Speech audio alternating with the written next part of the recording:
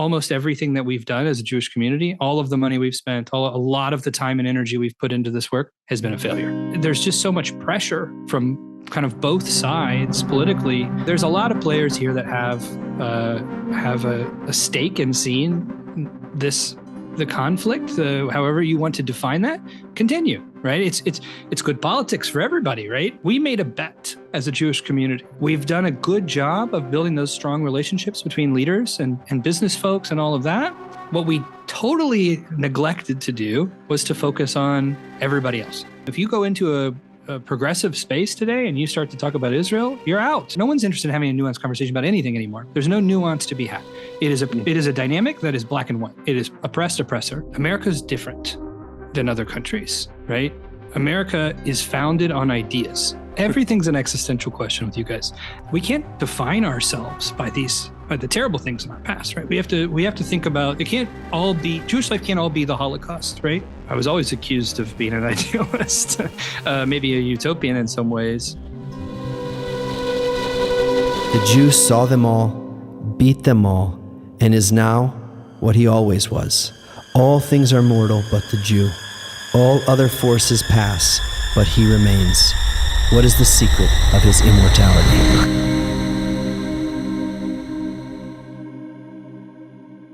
Welcome to the Jew Function, the only podcast that is trying to solve anti-Semitism by finding the root cause of it and offering a systemic solution to it according to the laws of nature.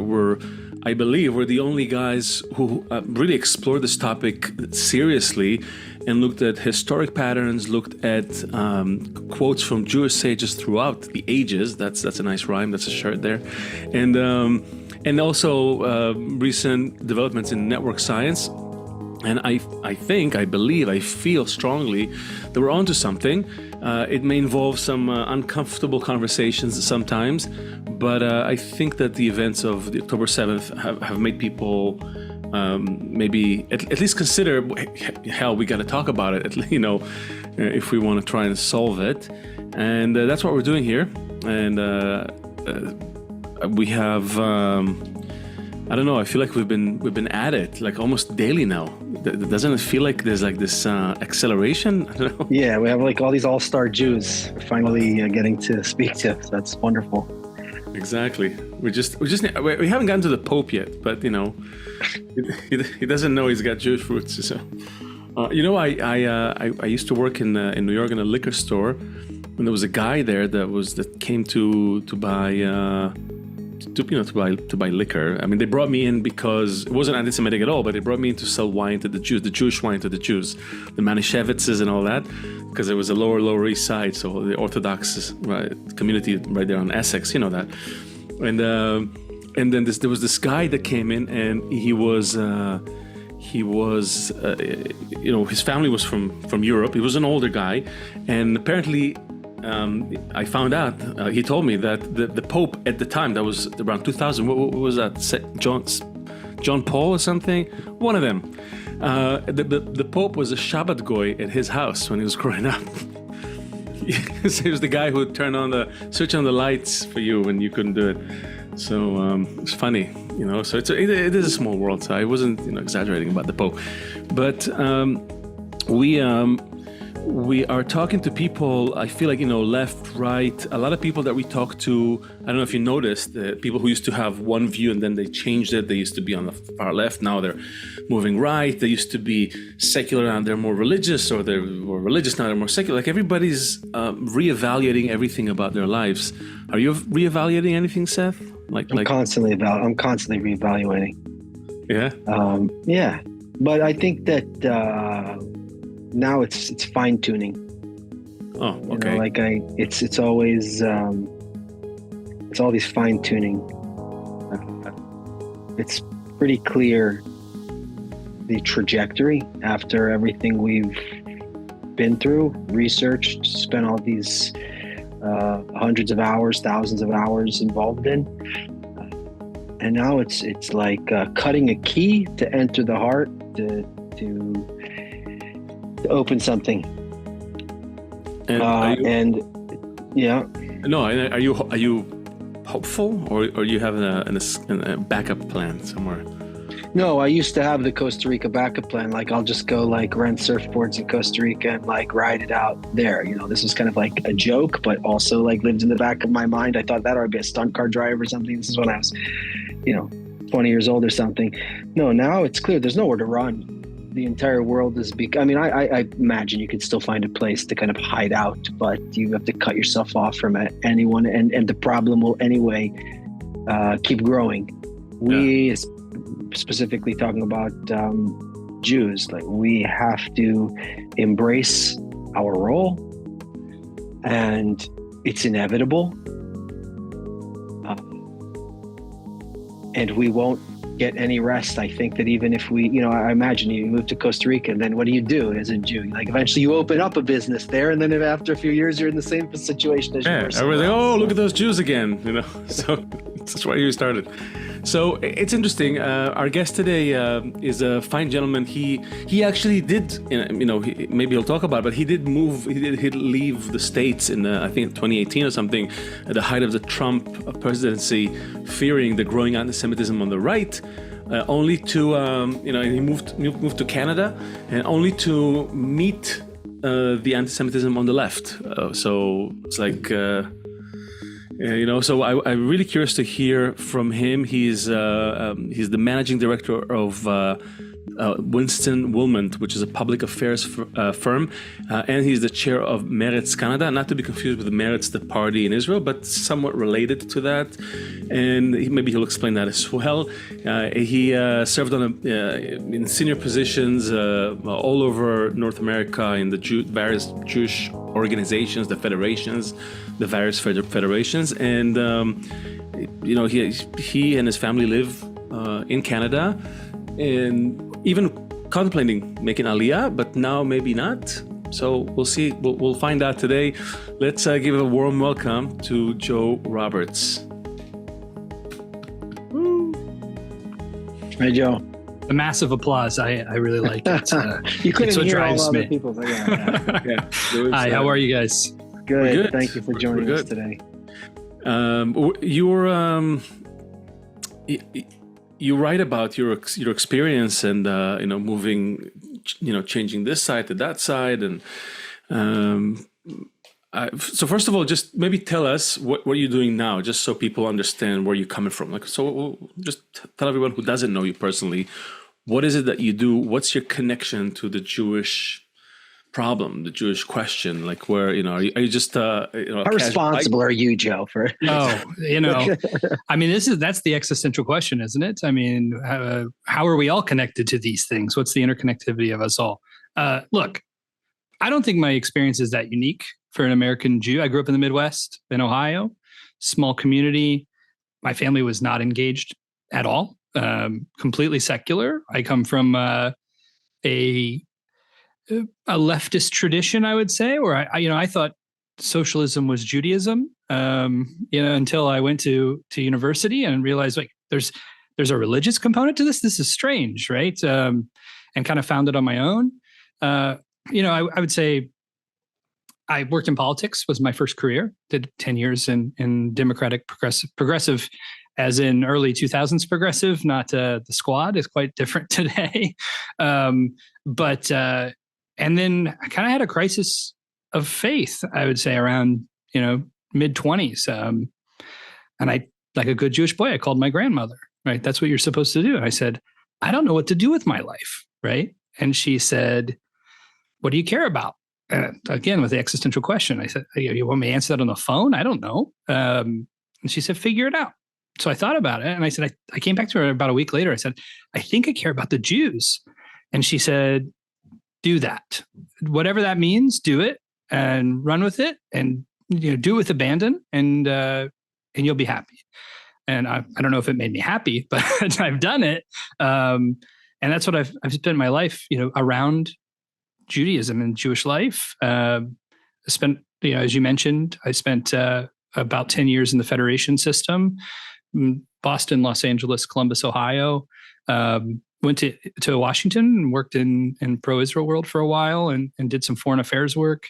And then had the opportunity in 2018 to come to Canada. A very happenstance kind of thing happened, and had the chance to come up here. And I thought, hey, this is great. I won't have to have all my meetings at the Trump Hotel lobby anymore. I won't have to be meeting with these guys who are now pardoned by President Trump, and having these kind of awkward conversations for a guy of my political persuasion, and found myself here, and it's a totally different game. Obviously, life is good too. And I met my wife here. We're raising our family here. But there are a lot of challenges. And I think, coming from the US, it was not what I expected in any way. Canada was, I'd been here many times, but it's a very different place than the surface, right? Of a week-long vacation will show. What do you mean? How different? Yeah, how different? Because we have Canadian friends. We're familiar with the territory. But so I different in a lot of ways. Look, I've been here 6 years. I feel like a foreigner. I feel like an immigrant, which sounds totally bizarre when I tell people and friends in the US that, and they're like, what are you talking about? I've been to Toronto. It's great. Yeah, fine. Okay. But try working here, try living here every day. Culture is different, right? It's the language is the same.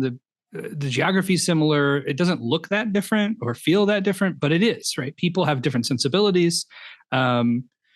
There's much less directness in Canadian culture than there is in American culture. The workplace is very different. I found it to be much harder to navigate in that way.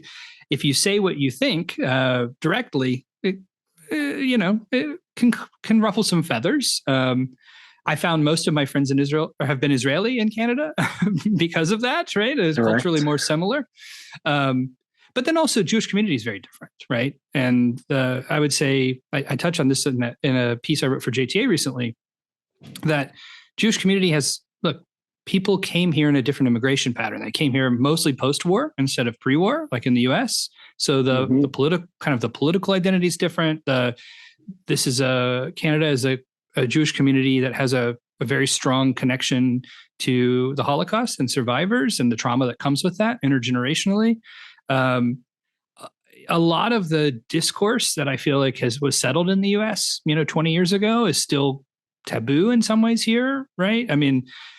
Intermarriage, for instance, is a touchy subject here, right? And not to the point where it's, do we accept or not accept people who are intermarried? More of, do we even discuss intermarriage as a concept, right? Is that a danger somehow to the Jewish world? So there's just a big difference there. And then I think the fear of anti-Semitism is much more acute here, as in my experience, right? Really? Absolutely. Yeah. I came from the government or from the street? Because Leo and I always separate like the thug anti-Semites from the more refined anti-Semites. Well, the intellectual, the ideologue, is like, where would you place them? It's hard to say. I think maybe both in different ways, right? I think there's a view that, anti-Semitism has existed in Canada. It's relatively recent. There were still, segregated clubs and things like that with no Jewish policies until the 80s. And there were, Jewish communities, or there were communities that didn't allow Jewish land ownership. Until into the 70s. This is quite recent. So I think there's kind of that feeling still that like we're not really accepted here. We don't belong in Canada, even though we are Canadian. And it's a very strange kind of duality. And then I think there's a kind of a view that, will the government actually do anything about it? Will they protect us? Do these people understand it really? And is it lip service, right? And I think that's become very acute over the last 4 months of, we're seeing, I think the response to October 7th and the aftermath in Canada has been much more serious in some ways in Canada than it has been in the US when it comes to endangering the Jewish community. And there has been a pretty tepid response from leadership. Obviously there are people who are outspoken, but I think policy-wise, very, pretty quiet. And it's, the interesting thing to me is that the stakes are much lower in the Canadian political discourse than the U.S. discourse, right? There's no $3 billion aid package or $14 billion new aid package, right? None of that exists in our discourse. So the stakes are different, but I think that it has to do a lot with Canadian society, Canadian politics, and frankly, the demographics are different here. We're multicultural rather than a melting pot, right? So you kind of people retain their culture more than are asked to assimilate. This is quite a different, nexus of circumstances that creates a different outcome. When you look back to the U.S., when you had these feelings about the Proud Boys or whatever was happening from the right, do you have a different perspective on it now? Like, I want to say like the media was blowing it up. Obviously, there's some kind of problem on the right, but that I think probably in Washington, D.C., you can get really, with that in your ear all the time, you could get caught up in a whirlwind there. But do you have any different perspective on it, looking at it now in retrospect on where things were? I don't. And I think, Seth, one of the things that I've thought about this a lot, I think, I'm a political scientist by training, right? That was my studied. And I think, we talk a lot about the horseshoe theory, that you get to one side of the horseshoe politically or the other on the spectrum, and they both end up being authoritarian or totalitarian, right? Whatever you want to say. Yeah. I think what we've really seen is that this anti-Semitism lies on both ends of that horseshoe, right? The Jew hatred's there. And so, those people on the far, alt-right, whatever you want to call them, extreme right in the US are just as dangerous as the people on the extreme left in Canada, right? And the hatred, it's indistinguishable whether some of these statements are coming from the left or right sometimes, right? And I think that's what we're seeing. So I actually think it was just the first shot, right, in this kind of coming trend, which is what's had me extremely worried, especially which is blown up and been totally normalized in the last 4 months. We've spoken to a lot of people, and we try. Our kind of premise is that the Jews are this microcosm of humanity. We know that not every Jew is like a white Eastern European person. We know that, right? Most people don't know that, but we see where the Jews came from and who we are as a people. So what we're trying to do is find this, even though the Jews are a tiny percent of the population, even within the Jews, can we find all of these different Jews and try, and even though we're all different, find some commonality where we can start creating this force that even though we're all different, we have the same common goal, and we want to establish this love your brother as yourself, love your neighbor as yourself, kind of thing. We find that it's hard to find. We're trying to speak to all Jews from around. It's harder and harder to find Jews on the left now for us to talk to. We want to speak to people from everywhere, but it's like the whole table was kind of turned like this, and everyone just kind of felt moved over to this side, maybe just because of self-preservation. What's your take on the kind of the Jews of the, are there Jews who are strong, pro-Jew, pro-Israel? On the left? Still on the left? Sure. I mean, I think they exist. I would have considered myself very much in that camp, October 6th. And maybe even, into November, December, and then started feeling a real shift in my own personal politics. But they're definitely there. And, and a lot of these people are my friends and colleagues and people that I've worked closely with over the last few years and had many conversations with in the last few months around this, right? How are we feeling? What does this look like moving forward? Is this tenable, right? Is there a place for us in these politics on the left? What do they say? What is that position? Everybody feels differently, but I think it's hard. It's a hard place to carve out. I think even as a liberal Zionist, I think it's a hard place to carve out right now, right?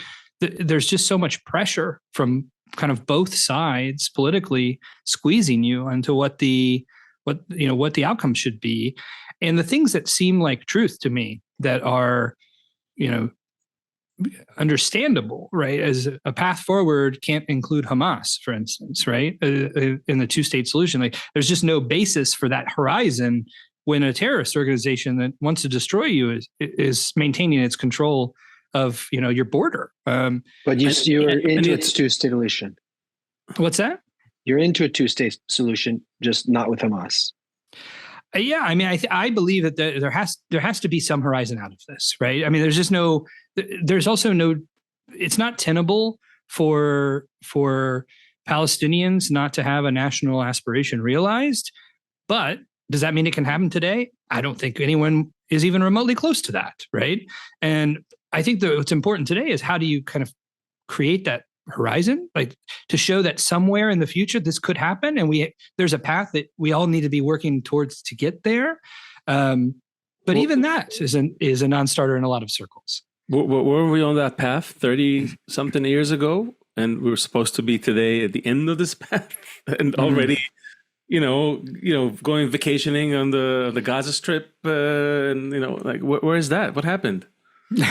I mean, listen, there's lots of narratives about what happened there, right? You listen to the prime minister, he'll say, I destroyed Oslo, right?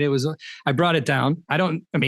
He may like to say that because it helps him with his base. I don't know if that's necessarily true. I mean, if you listen to Yasser Arafat during the Oslo Accords. He turned around the same day and was like, this is just a little, Sure, but he also blamed it on Hamas, right? He blamed Hamas violence for trying to derail the peace process. So I think, there's a lot of players here that have a stake in seeing the conflict, however you want to define that, continue, right? It's good politics for everybody, right? It helps you maintain your power base. It's hard for people to imagine something that they don't see, that isn't tangible to them, isn't part of their daily lives. So you're asking people to take a leap of faith when you're asking them to do something that's completely different and new, and frankly, could imperil them. And I totally understand that. So, are you an idealist? That's a tough question. Were you an idealist? Definitely. Are you an idealist? No, I know. I was helping him get to it. I struggle with this. No, I struggle with this. I think there was a day for sure. I was always accused of being an idealist, maybe a utopian in some ways. But I think I'm a pragmatist, actually. I think my politics have always been about pragmatism. And the way that I view the world has always been pragmatic, right? And so, we talk about this in foreign affairs and foreign policy. Foreign policy only makes sense if it's realistic, right? You can put forward any idea in the world, no matter how harebrained, if it's not based in realism, if it's not based in an outcome that's possible, there's no point. It's a waste of time. It's a waste of breath. It's a waste of ink. So I guess the question is, since we somehow started on this political tangent, maybe because of your profession and your passion, but what do you see in the future, politically? And by the way, we had, and everybody following the show knows, we've had many guests, and everybody was we had people who are like political scientists, writers, just activists, all kinds. And everybody was saying, look, there's, anti-Semitism on the right, anti-Semitism on the left. There's this general ignorance among the youth. There's this general pro-Palestinian, pro-Arab, radical Islamic movement that's happening, grassroots. Like, where are the Jews in all of this? And I'm deliberately saying Jews and not Americans, because that might be even a bigger question. But right now I'm just asking about Jews, because they're definitely singled out. Nobody's, nobody's mincing words around that. There's Jews versus, so what? I mean, look, there's a reason we have a lot of political analysts that tell you what's happening now through a lens, and not a lot of political prognosticators, because it's impossible to understand what could happen, right? I think, if you had said we'd be here today a year ago, I would have said, are you crazy? There's no way, right? Really? Really? After all those thousands of years, you thought we were done? Yeah, you said that. No, You said that it's you not felt. that. You said in your article, you say, I felt the connection across space and time. Suddenly, what Jews have felt. Where's that? I'm looking for that quote. Yeah, I definitely. I mean, I can feel it, but I would also tell you that, look, 4 years ago, if you had said to me, is anti-Semitism a problem? I would have said, really? Yeah, it was a problem. Does it exist in my life in any way, in any meaningful way? No. Today, that's completely flipped on its head, right? So, I have a friend who used to actually work in the prognostication business, and he worked for a Jewish organization. He was a futurist, and part of his deal was he could only do projects that had a 15-year timeline or more, right? And the reason being is the whole world can change in 15 years. Think about it, 1930 to 1945, right? Completely different world, right? And so it's hard to make these prognostications. I would say, look, what's the future politically? But it's really not that hard as a Jew, though, actually. Yeah. There's so many patterns. Every single holiday, every single. I guess. But it's the same loop. The question, I'm sorry, changes. Joe, maybe the question is the reverse. Maybe is why aren't we better at predicting the future That's the of question, Jews really. based on 4,000 years of recorded history with everything Every repeating time there's an again and empire. again? But I don't want to be like ganging up, but it's like such a, like, this is what Leo and I are constantly talking about. It's like every time there's an empire on earth, there's another Jewish tragedy. And we've been, so it was clear to us. The Jews are right there at the top, right? They're right next to the king, somewhere next to the, and they're there. They have a good place, a good seat at the table, seemingly, invincible. And then overnight, poof, everything changes. Well, I mean, look, I desperately hope that's not the case in American empire. Right? Hope is one thing, but and look, we're optimists. We think there's a good ending to this, but also you said pragmatism. I'm a pragmatist. Look, I'll tell you. Here's two ways that I see this. Right. I don't think anyone else is doing what we're doing, and and that's exactly it. Nobody can comprehend what we're talking about. Who would even say that anti-Semites have anything valuable to say without saying we're anti-Semitic or we're self-hating Jews? But there's something that everybody's missing in this whole picture, and the reason why the solution is so close is because we're not waiting for anyone else to change. We're not waiting for the laws to be enacted. We're not waiting for a new politician to get elected. The answer is way closer than everybody thinks. Like us, hit the bell thing on the YouTube so you can get a notification when a new episode is up. This is the Jew Function, and let's get back to our guest. I'll tell you, here's two ways that I see this, right? Is the global conversation has shifted. What I grew up in a Cold War world, as I'm sure you both did. Yeah, and 174. So thinking about what was the conversation, it was this left-right political spectrum. It was communism versus capitalism in the free world, right? That's dead. It doesn't even make sense in the paradigm that we exist in. Yeah, sure, China's communist, sure, I guess. But really, the conversation in global politics to me now is it's authoritarianism versus liberal democracy. Those are the two forces at play, right? And when I say authoritarianism, I mean Russia, I mean China, I mean Iran, kind of the bad guys, right? It's the axis of evil, if you want to go back to the neocon phrasing, whatever. That's a different world, because that means something completely different. And this goes back to your question about the political left, political right. It doesn't matter if you're on the left or the right. You can be an authoritarian on the right. You can be an authoritarian on the left, right? And so a lot of those like old paradigms are completely breaking down. They don't make any sense anymore in today's geopolitical world, right? That's one. The other thing I would say is, and look, I'm an American, I'm a patriot. I believe in American idealism. I would say America's different than other countries, right? America is founded on ideas. It's not founded on an ethnic group. It's not founded on a religious idea, an in-group dynamic. It's founded on, we are American because we choose to be American and we choose to believe in what America stands for, right? Now that's idealistic. I understand that, but there's truth to that. And I don't think in history we have another country that quite has that makeup. And so I do believe that creates. Excuse me,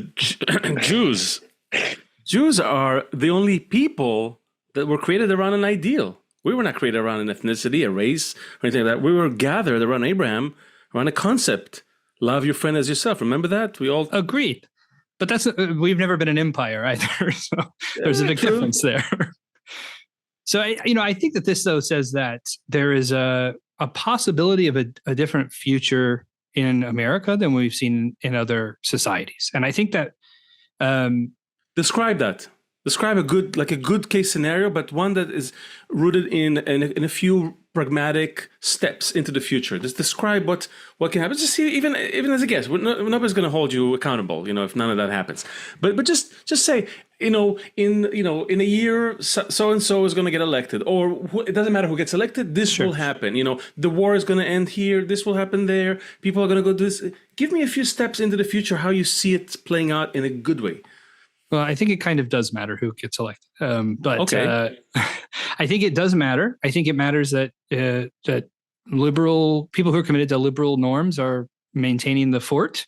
I think that the Donald Trump presidency, a second term, would be dangerous for American society. It's kind of some of those core concepts, the core checks and balances that he's threatening, I think are important for Jewish safety in America. But beyond that, look, I think Americans have a uncanny ability to pull themselves back from the brink, right? We've seen this before. We've seen it in other elections.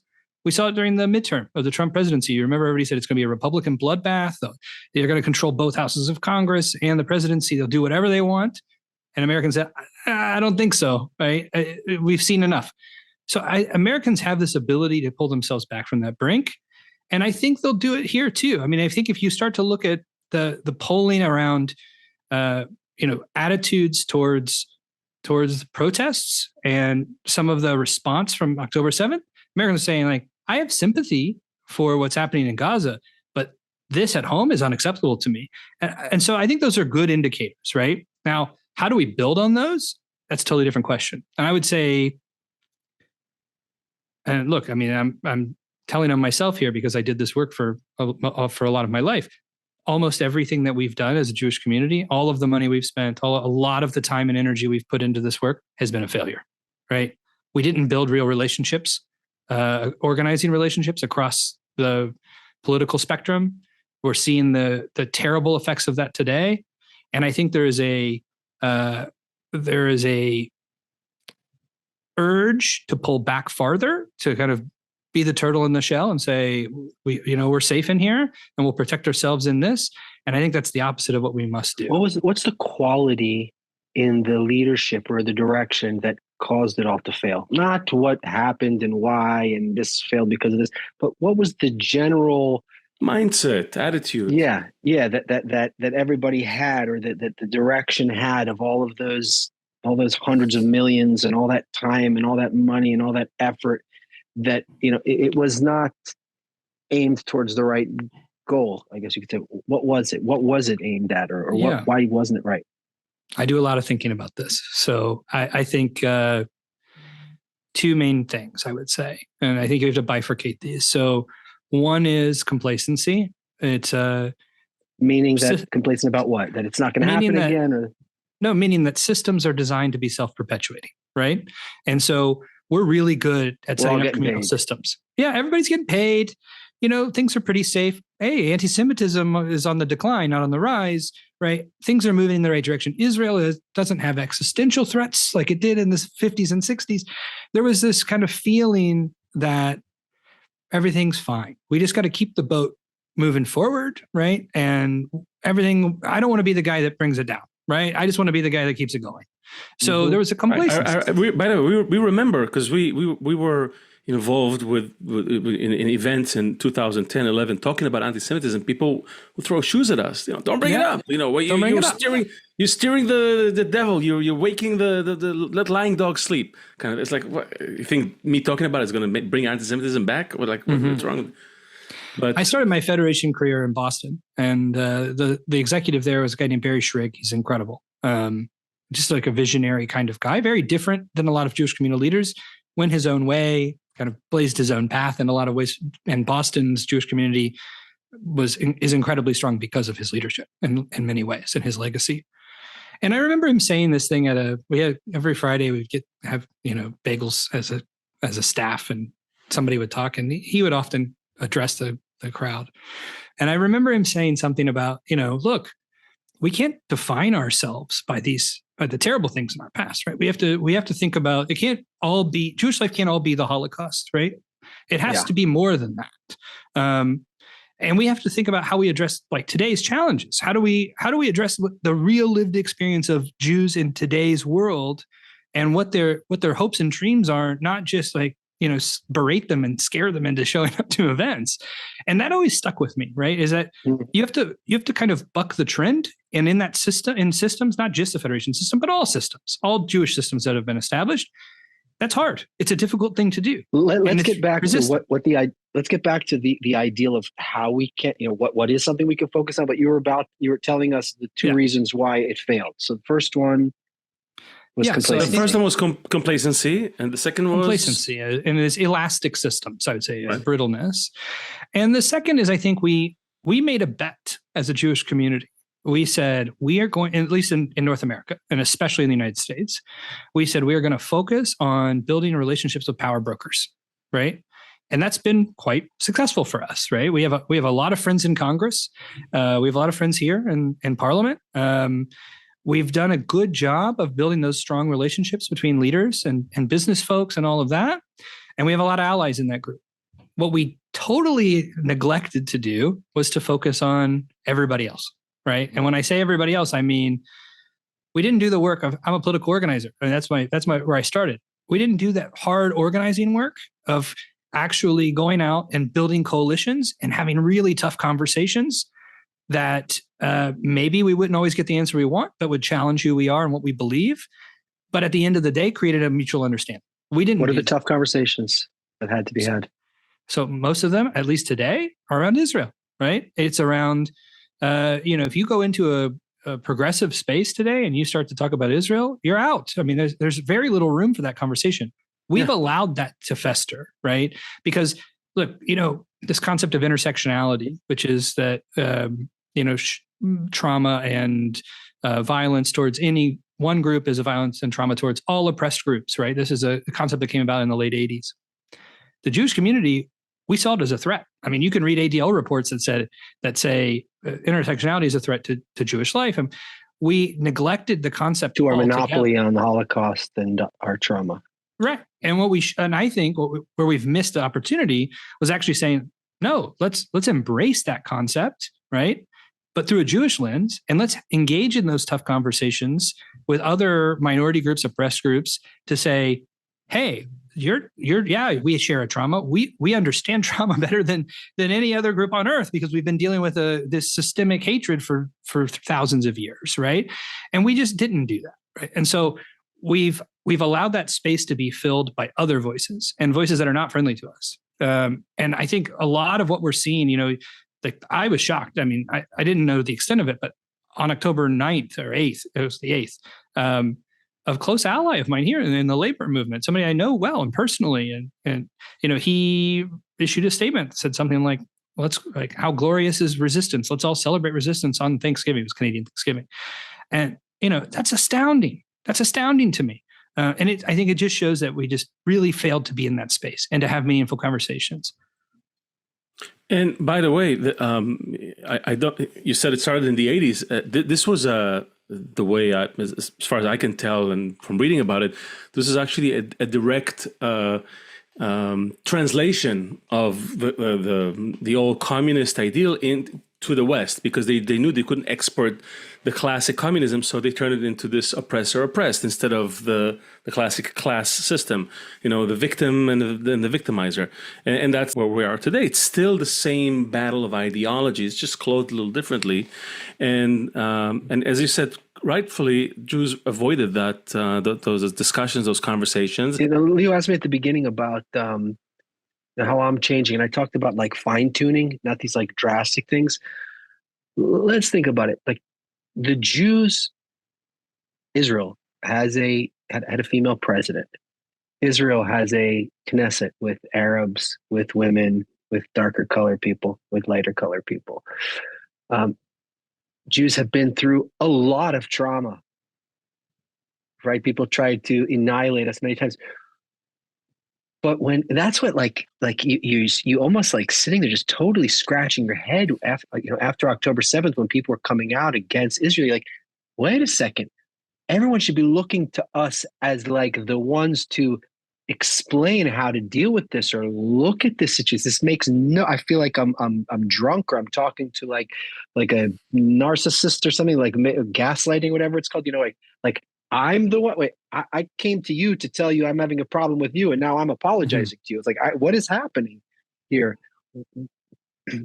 Clearly, education failed it, and a lot of things failed. But like, how are we missing so much? My question to you: how are we missing it so much that when all these things happen, like Israel is trying to exterminate these people, or Israel's trying to do genocide on these people? It's like, we all know how many Jews lived in those 20-something Arab countries, in the last 100 years, and how many are left.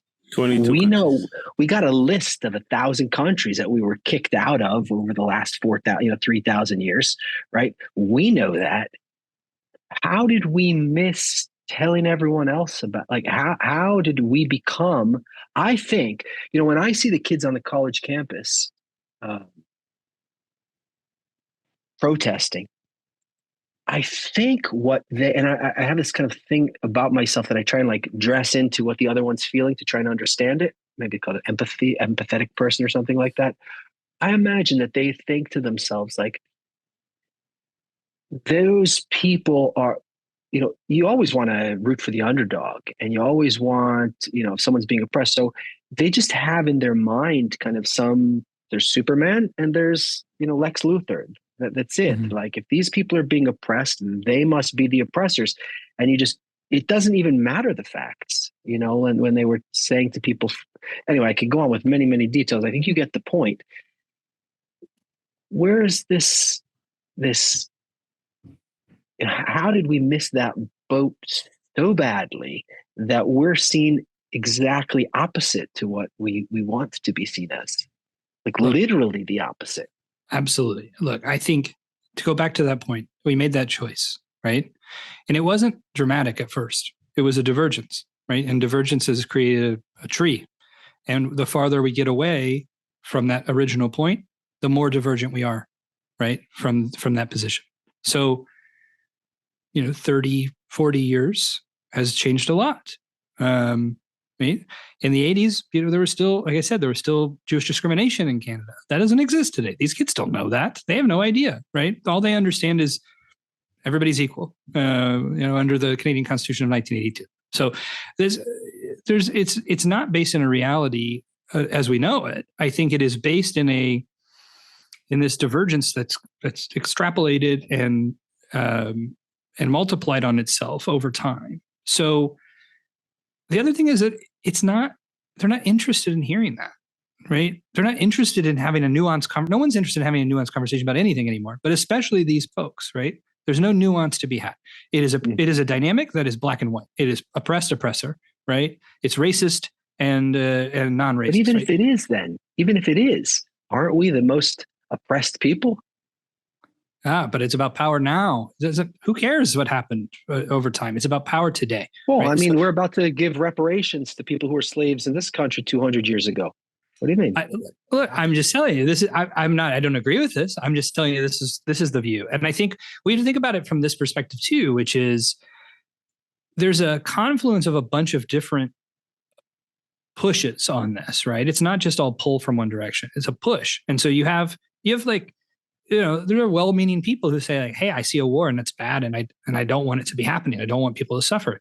And that's understandable completely, right? But at those same protests, right, you also have Islamist fundamentalists, right, who that's definitely not their motivation. And you have anti-Semites, right-wing anti-Semites. Vice News wrote a piece about, like, don't let this movement be hijacked by the right-wing anti-Semites. They're showing up and they're pumping anti-Semitism in, because this is a vehicle also for a lot of different political perspectives and anti-Jewish perspectives. So I think there's a whole bunch of different things that have contributed to it. It's really hard to say, here's the point. But I do think that it starts at that decision that we made not to engage in that, 40 years ago. Let me ask you something maybe a little less political, because I think when we look at the political lens, there's you paint a good picture, and I see it, and I can also see the glimmer of hope in, if this happens and this happens and this happens, then maybe the Americans will pull themselves out of the ashes, and then even though half the country thinks one way, the good in people will triumph, will come out, and people will kind of see the error of their ways and will begin to be good humans toward one another, and will resist hate of any kind to anyone. And we want to think people are like this. I don't see people doing this. I see exceptions in human history, but the exceptions kind of prove the rule. They don't. It's like it's an exception, and I'm looking at what's going on, and one of the most glaring facts, as Seth was saying, is this irrationality of everything around. Like, it makes no sense. You know it. Anyone older than 40 may know it, but majority don't know it. We can't suddenly flick a switch and educate everyone about everything. It won't happen. We don't have time for that. We can't change really what's happening. Israel is in a war, at war for survival in many respects. We may buy ourselves some time, but it's not going away. It's not you squash Hamas. There will be other problems. Hezbollah. There's always problems. It's not. There's a good stockpile of problems just waiting. And again, as history shown, there's always going to be someone coming to oppress the Jews. It's like, that hasn't changed. The question is, what is our place of choice here in this matter? What can we do? Tell me how you see it for us, for the Jews, not so much politically, but kind of from that connection that across space and time. Jew Function is really it's a desperate attempt to change something about the rise in anti-Semitism that doesn't seem to go away, and looking at history usually ends with something terrible before we reach relative quiet again. But we don't want to reach something terrible. We want to do it now. So that's why we're doing this podcast. And if you like this, also consider leaving a small contribution on our Patreon channel. Right. We both have day jobs, by the way, so we're not hoping to make money from this. We're hoping to see some change of heart. Any funds are used to get this out there, to get this to people. We consider this the same way you go out every day to get money to feed your family, put a roof over your head. This is also critically important to our future, to our safety, to a good world, not only for Jews, but for everyone. Well, this is the Jew Function, and let's get back to our guest. I mean, can we go anywhere? I don't know. It's I came here, I thought Canada is this beautiful liberal oasis that, it surprises you, right? So, and not what I would have expected. I wrote in the piece, like, we were considering Aliyah after October 7th, and there has been violence here, and really scary acts, right? People shooting at some random house, firebombings of synagogues. I mean, really scary stuff. So we started the application and we filled it out and we went through it, and it's an option. But I think we also had the conversation, like, look, if we leave, that weakens the fabric of Canadian Jewish life, right? It makes everybody else more susceptible and more endangered, and that's not something that we want to do, right? We want to be, Jews should be able to live wherever we want to live and be who we are. That's the reality. Now, what does that mean for what we do? This is always the hard question. Who said Jews should be able to live wherever we want? I think that. Okay. Just wanted to know if it was written somewhere. No. I think we should, we're stronger as a people if we have strong Jewish communities all over the world. I think obviously that's not to detract from the Zionist notion that we should, live in our homeland. I think that that's also valid and it's right for many people. But, there's a great diversity of Jewish life when we are in the diaspora as well. I mean, there's some things to celebrate about the diaspora, many things. So, what do we do? This is the big question. I think in many ways, your thesis is right. We need unity around Jewishness. What does that mean? That could mean lots of different things. That point you made about that, the director in Boston, saying we need to define ourselves not by the horrors and the past and the negative, and they tried to kill us and all that. But so what is that definition? Yeah, what is our special role in society? Like every culture has some role to play. Obviously, we have some role to play as well. And from the look of it, I don't know if we're playing that role. I mean, we're doing a lot of good stuff, but it's kind of like discredited. Yeah, like, what is the compelling future? What is the compelling goal? Like, so there's two reasons why we're going to move. Either we're going to get kicked from behind, hit from behind with a stick, or a compelling goal in front of us. I mean, this is not a Jewish thing. This is just a human thing. Human thing. So we're trying to find a compelling, really good goal that's in front of us that we can, if the Egyptian army is coming behind us, it's like, okay, let's go, And even then, a lot of them were like, well, we got onions, we got meat, we got this, I got a home, I got 2 apartments, I got one by the river, They didn't all leave. But we need we need a big vision. And I think that there's also another piece I want to bring in, that on the one hand, Leo and I have families, we have jobs, we work, we're pragmatic, practical people. We show up on time, do our thing. There's also a bit of magic that the Jews have as well, that also is something that we want to at least hold on to a little bit. That kind of miracle thing that happens. Like, it doesn't make any sense who we are. Doesn't make any sense that we're still here. It doesn't make any sense that every empire, that every empire way stronger than us tried to defeat us. So we're also not these woo-woo kind of guys. But if it happens enough times, there's also something about it. The whole world is reading our book, not our book, but the book that we got. Not that anyone knows what it means, but like it does exist. There is such a thing that exists. So on the one hand, we're being real pragmatic. On the other hand, we want to dream really, really big about what is possible. We don't want to just say, hopefully we'll shift not about what you're saying. I'm just saying in general, hopefully we'll shift this. And then of course we're going to work towards all of these things. That's why we keep doing the podcast and keep talking to people and writing and stuff. We also need some big, compelling goal for us in the future to look towards, to have hope towards, to inspire us towards.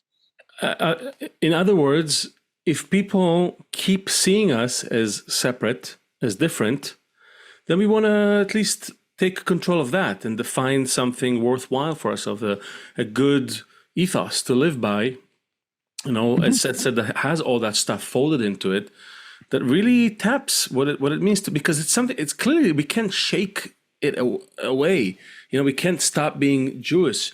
It doesn't matter where you're born. You said in your article, oh, my kids are born here, they're Canadian. Yes, they're Canadian, but as soon as they grow up, they're going to be Jews.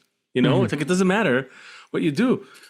History again proved that. So what is that? Try to maybe help us find some words for that. How do you see it? How do you feel it? How can we define ourselves through that? What's a good story to tell our kids? Why are we different? Everything's an existential question with you guys. Look, True. I think this is a big question. I mean, we've been dealing with this. This is a human question, not just a Jewish question. What's the purpose? What's the point? What are we doing? What's the point of this collective of our Jewishness if we don't do something with it?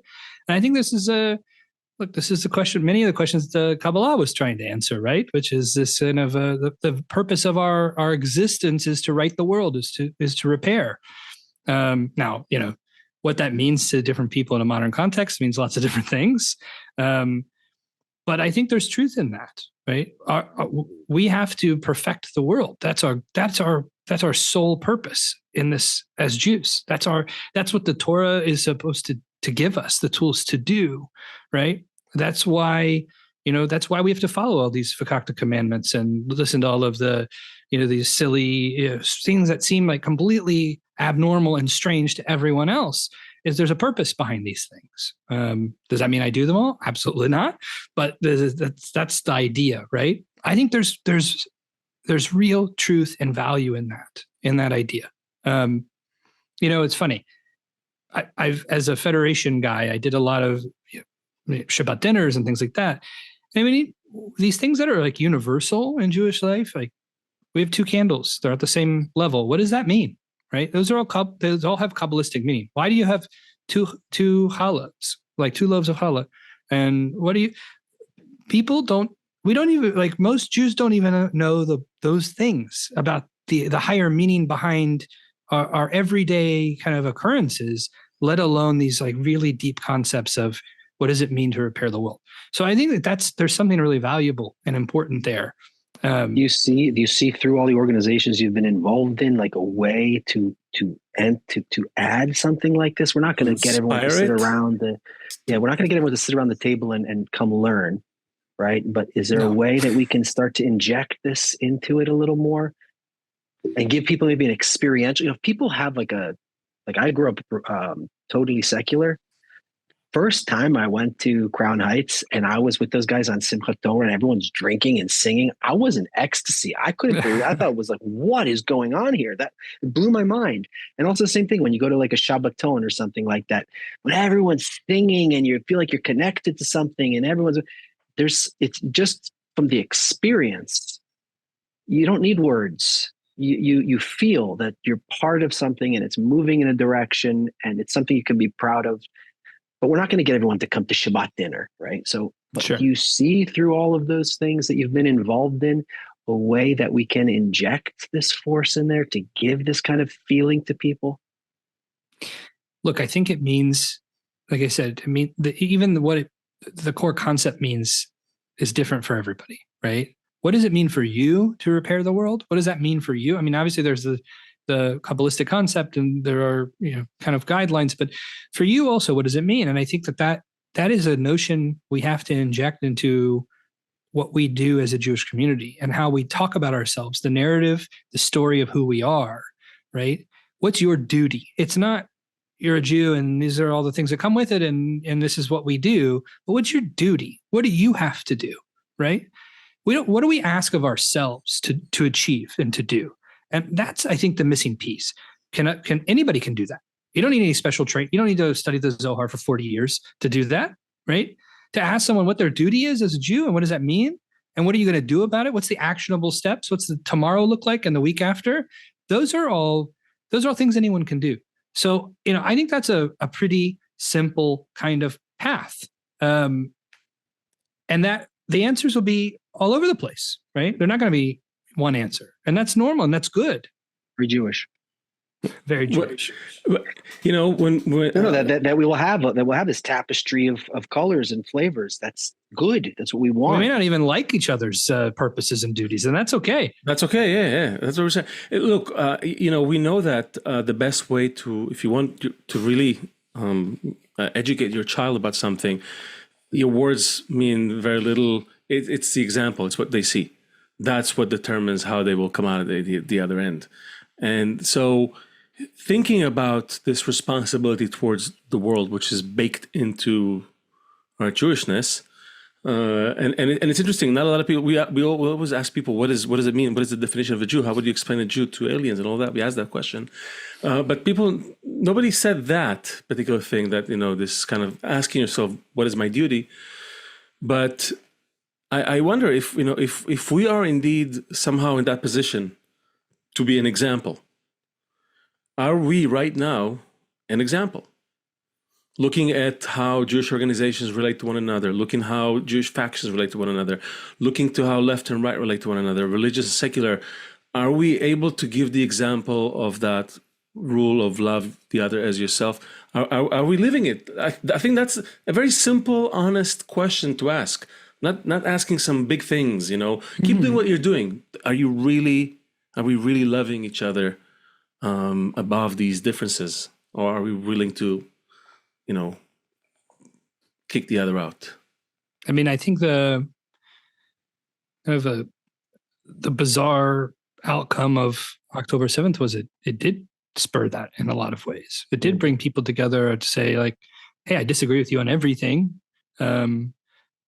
But that Klal Israel, that Jewish peoplehood component is so important to me that, I'm willing to look past that in some ways and to look past the things we disagree on what we have in common.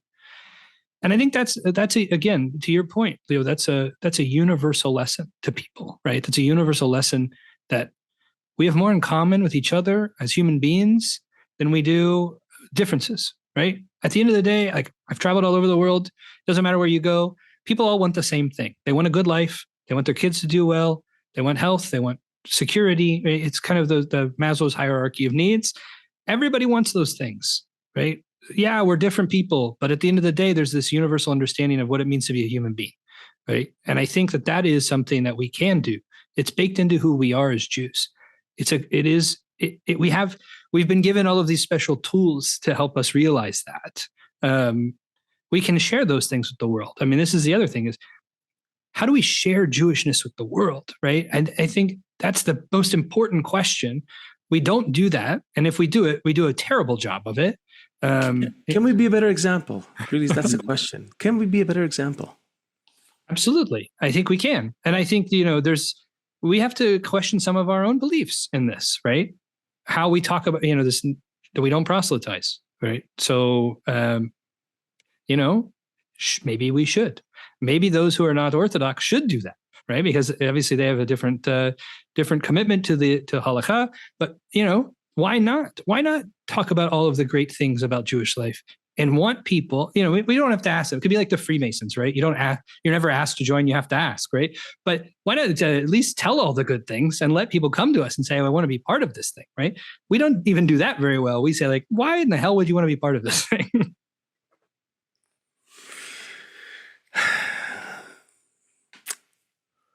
No further questions. No, I'm just left with a lot of emotion, but I don't know what to say about it.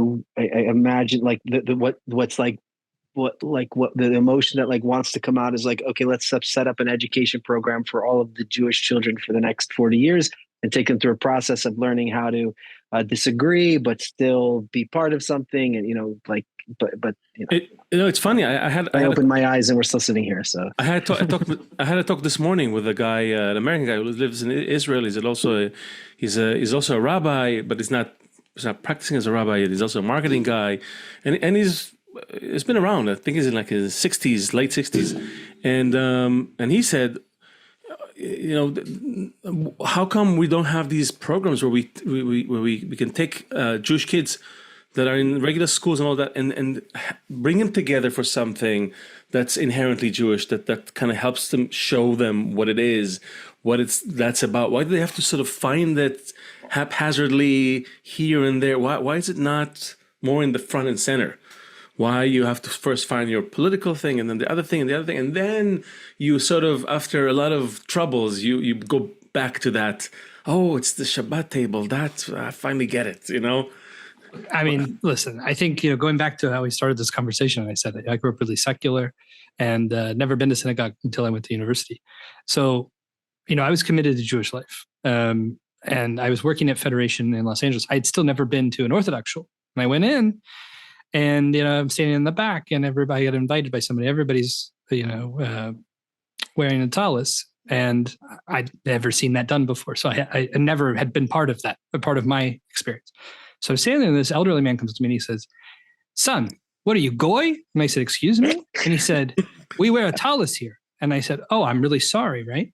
But that experience for me was, I put it on obviously and fine. And but that experience to me was like was a kind of a wake-up call that there's so many barriers to Jewish life. It's very complicated.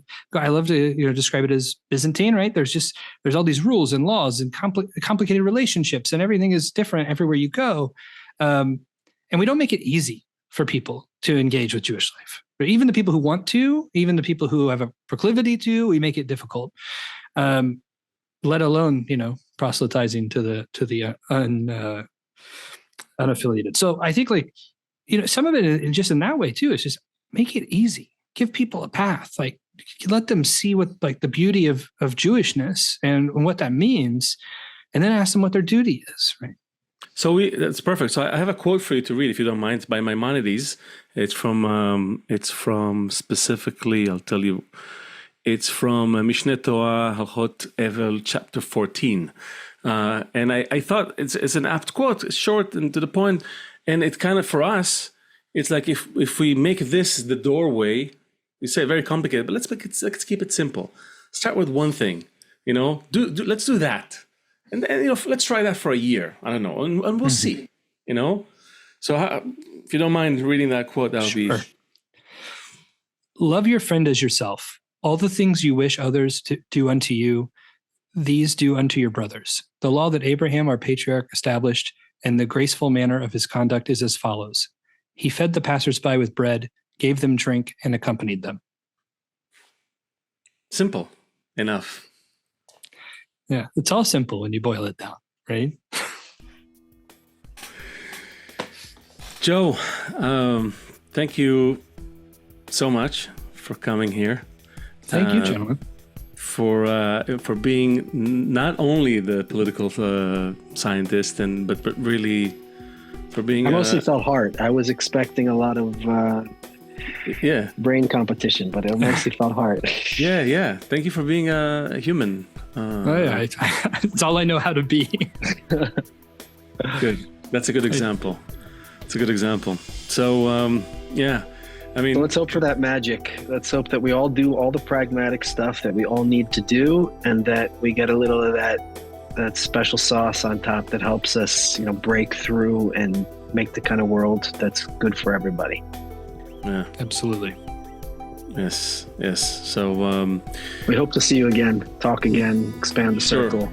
Yeah, you're in our circle. To all of our listeners, viewers, we are the Jew Function, and this is where we hope we will look back onto these conversations as the beginning of how to really raise ourselves above all the craziness and the hate into a higher level of existence. I think we have something here. So follow us, share everything, comment, and we'll see everybody on our next talk. Thank you, Joe. Seth. Thanks, Joe. Thanks, guys. Bye, Leo. Take care. Have a great day.